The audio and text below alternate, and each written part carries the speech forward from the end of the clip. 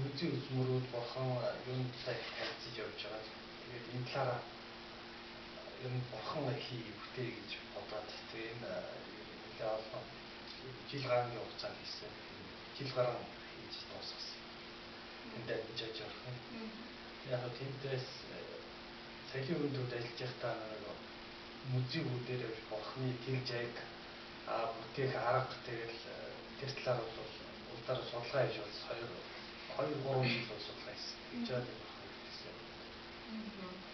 10 онцлог нэг за яг цаашдаа ямар эсвэл таны яг одоо байж магадгүй ер нь 10 онцлог бийг хавлаж тавьж гэсэн бодлоо.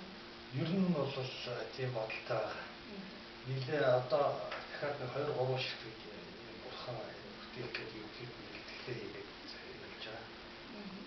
Одоо бодохгүй хийж дуусгах.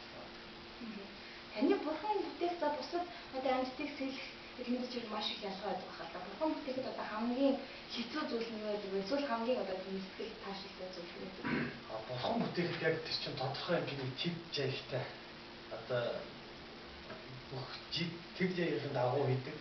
Тийм болохоор нэлээ сайн техникийн ажиллагаа орно. Энэ юунд амтхан одоо өөрийн бүтээл сэлэхэд бол энэ бол өөрийнхөө бодож байгаагаар өөрчилж болно. Хэлбэр дүрсийн те өөрийнхөө уран сайхны мэдрэмж угаал хийх болохоор юу хоёроо л байна. Та бүхний харж байгаа дамжин чожоо 10 онцлог нэг эвлэг номын хаан за энэ хүүхдийг 500 мянган төгрөгөөр технологи хурдаар оруулж байгаа. За та бүхний бас нийгмийг зүүн их таалагдж байгаахаа гэж бодож байна. За тэгээд энэ хүүхдийг үзэж та бүхэн бас өөртөө аваад гэртээ таашаагаад өөрийнхөө гэрт чимээд за цаашдаа сурах хэрэгтэй боломжтой хүмүүстэйгээр бас өөрсдийн түүхийн уламжлалын үүднээс гэртээ авч тавих байхаа гэдэг итгэлтэй байна. 5 сая төгрөгөөс технологи бодлогонд орж байгаа. За дараагийн бүтээл бол арга л байгаа. 150 мянган төгрөгөөс технологи бодлогонд орж байгаа гэсэн. За 150 энэ хүү аргын хандлагаараас хоёулаа тайлбарлая гэж бодож байна л да. Бас хэдийн хугацаанд хийх би анх сэлбэр хийж эхлэхдээ нэг аргалаар хийж эхэлсэн. Аргал хийж эхэлсэн. Яг одоо 20 жилийн өмнө.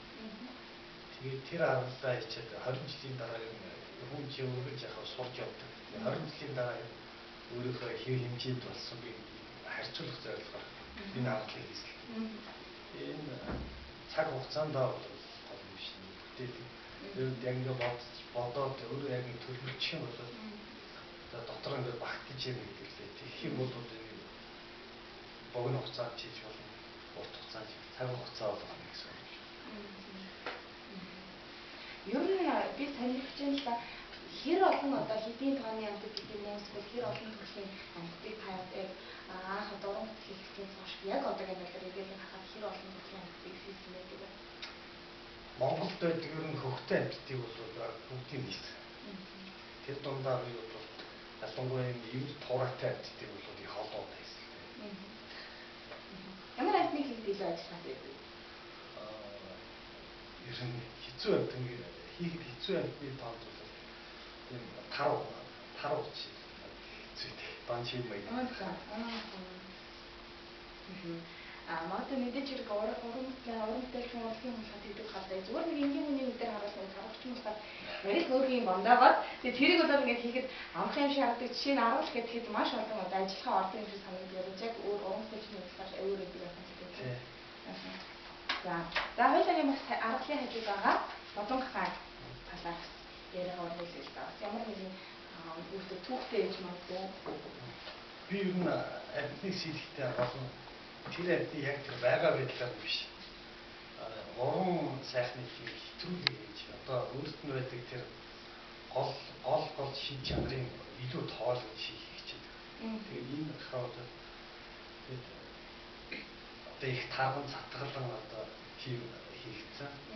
Тэгээд тэр нь болохоор яг миний ер нь их сэлбэр бүгд тийм тарган цатгалан байдаг л да. Яг тэр их баян чинэлэг тийм байна гэдэг утгаараа тийм юм. Мэдээж ихний зургийн амьтан болгоныг одоо гэртээ жишээ нь ихэд план тавихад одоо амар амгалан гэр одоо эрдэнэ нартай байдаг ч гэдэг юм те. Амьтан болгон өөрсдөө гэсэн билеттэй тэрэг хийхдээ бас та аюул сэтгэлтэй байна. Жишээ нь ихэд аргалын хувьд дараа нь бодон хаан хувьд гэдэг юм ямар шиг билеттэй айл гэрч юм яагаад гэж ярьж байна. Солонгос бодлол энэ хаг бол их шүт юм билээ. Тэгээ үзэсгэлэн гарч ирсэн би. Тэдсэндээ 12-ийн тоороо хийж тийм бахаас ирсэн. Солонгосууд их сонирхоод тэгээд тэр тулж ирсэн.